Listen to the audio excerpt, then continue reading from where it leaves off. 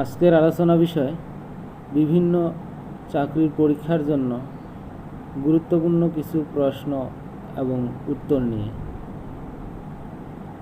প্রশ্ন: dead heart of Africa কোন দেশ? উত্তর: 7। মধ্য আফ্রিকার স্থলবেষ্টিত ও সাহারা মরুভূমির আওতাভুক্ত দেশ 7কে ডেড হার্ট অফ আফ্রিকা বলা হয়। অবশ্যই এটা বলার পিছনে কিছু কারণ রয়েছে।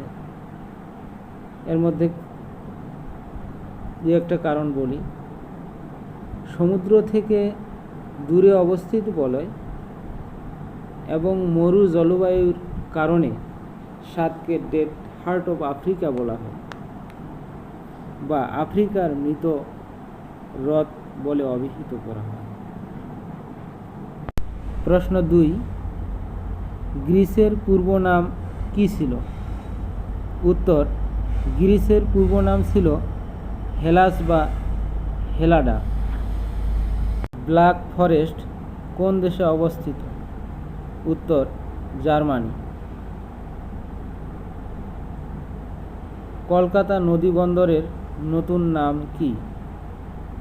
শ্যামা প্রাসাদ। ইউরোপের প্রবেশদ্বার কোনটি?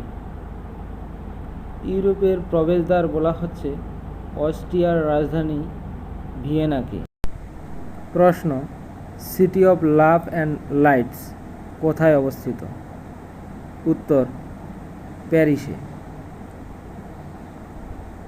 প্রশ্ন: বাংলাদেশের প্রথম পঞ্চবার্ষিক পরিকল্পনার মেয়াদ ছিল 1973 থেকে 1978 সাল পর্যন্ত।